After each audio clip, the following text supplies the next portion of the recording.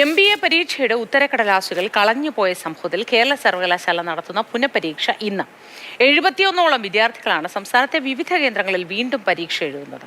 അതേസമയം ഇന്ന് അധ്യാപകനെതിരായ അന്വേഷണ റിപ്പോർട്ട് പരീക്ഷാ രജിസ്ട്രാർ വൈസ് ചാൻസലർക്ക് കൈമാറും. ഗോകുൽനാഥ് വിശദവിവരങ്ങളുമായി ഒപ്പം ചേരുകയാണ്. Gokul, good morning.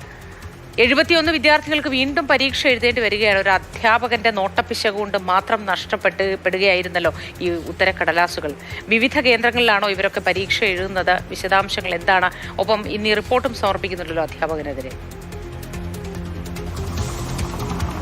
മോദി സംസ്ഥാനത്തെ വിവിധ കേന്ദ്രങ്ങളിലായി 71ഓളം വിദ്യാർത്ഥികളാണ് ഇത്തരത്തിൽ വീണ്ടും MBA മൂന്നാം വർഷ വിദ്യാർത്ഥികൾ പ്രൊജക്ട് ഫൈനാൻസ് പരീക്ഷ എഴുതുന്നത്. ഈ കഴിഞ്ഞ ജനുവരി മാസത്തിലാണ് ഇത്തരത്തിൽ ചോദ്യപേപ്പർ പാലക്കാട് ഭാഗത്ത് നിന്ന് അധ്യാപകനിൽ നഷ്ടമാകുകയും തുടർന്ന് അധ്യാപകൻ അത് പരാതിയായി രേഖാമൂലം പോലീസിൽ പരാതി അറിയിക്കുകയും യൂണിവേഴ്സിറ്റിയെ കാര്യങ്ങൾ ധരിപ്പിക്കുകയും ചെയ്തതാണ്. പക്ഷേ ഇത് സിൻഡിക്കേറ്റ് കൂടിയപ്പോൾ മാത്രമാണ് വൈസ് ചാൻസലർ ഇത്തരത്തിലൊരു ഉത്തരക്കടലാസ് കാണാതായ സംഭവം അറിയുന്നതും അതേ തുടർന്നുണ്ടായ സംഭവ വികാസങ്ങളും. അങ്ങനെയാണ് ഇപ്പോൾ പരീക്ഷ നടത്താൻ ഈ 7-ാം തീയതി പരീക്ഷ നടത്തി, ഇന്ന് പരീക്ഷ നടത്തി 3 ദിവസത്തിനകം റിസൾട്ട് പബ്ലിഷ് ചെയ്യുന്ന തരത്തിലേക്ക് കേരള യൂണിവേഴ്സിറ്റി മാറുന്നത്. എന്തായാലും ഇന്റേണൽ കമ്മിറ്റിയെ രൂപീകരിച്ചുകൊണ്ട് യൂണിവേഴ്സിറ്റിക്ക് അകത്തുണ്ടായ പ്രശ്നങ്ങൾ പഠിക്കാൻ, അതായത് ചില കാലതാമസങ്ങൾ യൂണിവേഴ്സിറ്റിയുടെ ഭാഗത്തുനിന്നുണ്ടായി.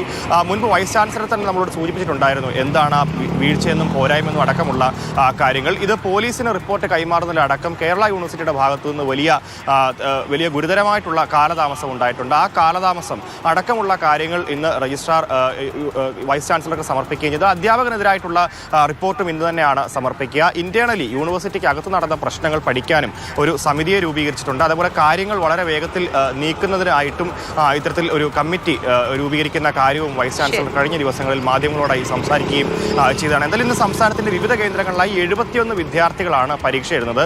ഈ പരീക്ഷ എഴുതാൻ സാധിക്കാത്തവർക്കായി പരീക്ഷ വീണ്ടും 29-ാം തീയതി വീണ്ടും 2ാം ഘട്ടമായിട്ടും നടത്തുമെന്നുള്ളതാണ്.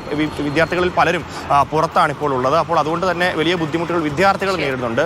ഈ സമാന പരീക്ഷയെ വീണ്ടും അഭിമുഖീകരിക്കുന്നുള്ള ഒരു പ്രശ്നം കൂടെ നിലവിലുണ്ട് എന്നുള്ളതാണ്. എന്തായാലും പക്ഷേ പരീക്ഷ എഴുതിയേ നിവർത്തിയുള്ളൂ എന്നതാണ് അവസ്ഥ. പേപ്പറുകൾ നഷ്ടപ്പെട്ടു പോയാൽ പിന്നെ പറഞ്ഞിട്ട് കാര്യമില്ലല്ലോ.